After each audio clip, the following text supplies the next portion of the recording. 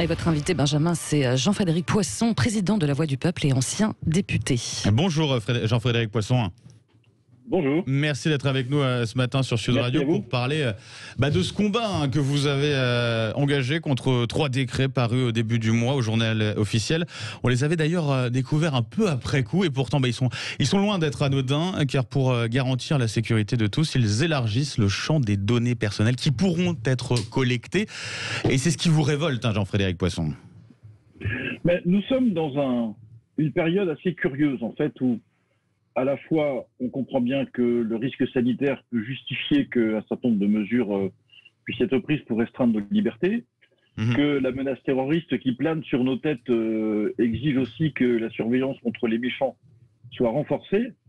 Mais dans cette période curieuse, on avance de manière assez énergique vers des restrictions disproportionnées de nos libertés et de la surveillance de nous tous. Et le gouvernement a décidé qu'il pouvait ficher, intégrer dans des systèmes de surveillance qui peuvent vous concerner, vous et moi, même si vous n'êtes pas un terroriste et moi non plus, à faire entrer dans des systèmes d'information, des systèmes de la police et de l'administration, des choses qui nous sont intimes et qui n'ont rien à voir avec le risque que nous représentons, nos opinions religieuses, nos opinions politiques, notre appartenance syndicale, des tas de choses qui concernent notre vie privée.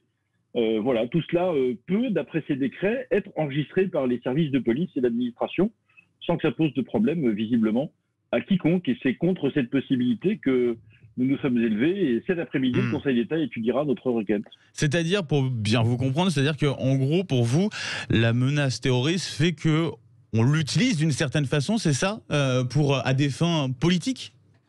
Mais la justification de cette surveillance accrue des personnes, quelles qu'elles soient, aux yeux du gouvernement, justifie qu'on aille beaucoup plus loin que ce qu'on fait d'habitude.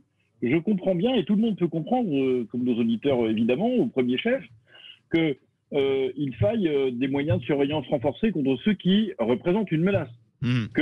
Lorsqu'on fait partie de tel type de groupe ou de tel type d'une entreprise, pourquoi pas, une organisation, etc., et bien que le risque qu'on soit effectivement une menace pour l'État est accru et donc on nous surveille. Je comprends ça.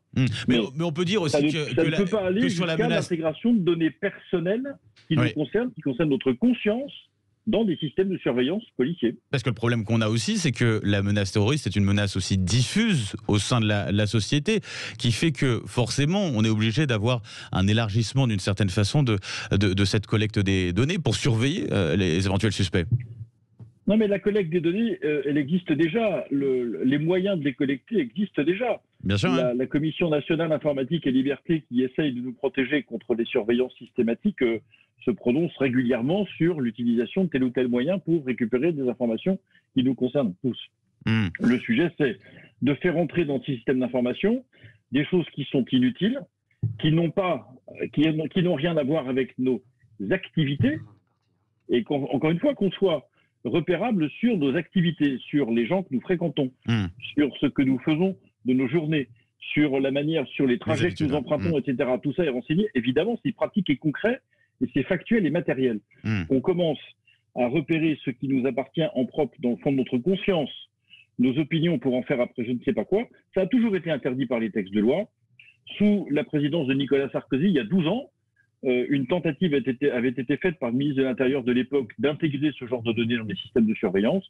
Le Conseil constitutionnel avait tellement protesté et nos partenaires internationaux que ça avait finalement été retiré. 12 ans après, les principes de droit n'ont pas changé et je veux absolument faire en sorte que les institutions françaises respectent nos libertés, respectent nos droits fondamentaux et que le Conseil d'État le décide. Ce sera l'objet de l'audience de cet après-midi. Et vous avez parlé notamment de la CNIL. Elle n'a pas réagi justement sur la publication de ces 3 décrets ? Eh bien, écoutez, à ma connaissance, non. En tout cas, si elle l'a fait de manière molle, oubliant sa propre jurisprudence ou ses propres décisions d'il y a une dizaine d'années. Mais vous savez, en règle générale, je trouve que les institutions sont assez lâches en ce moment.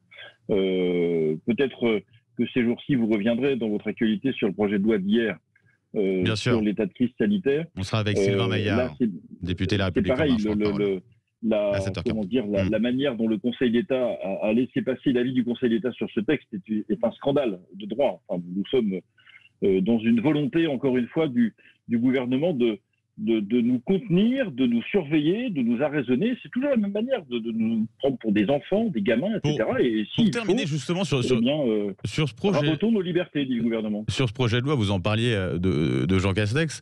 Alors on a eu des précisions de la part d'Olivier Véran hier soir. Donc là, on a eu une confirmation, donc pas de vaccin obligatoire. Le projet de loi qui serait reporté, est-ce que finalement là-dessus c'est une bonne nouvelle? Oui. Mais nos auditeurs sont habitués maintenant à cette manipulation permanente, au fond.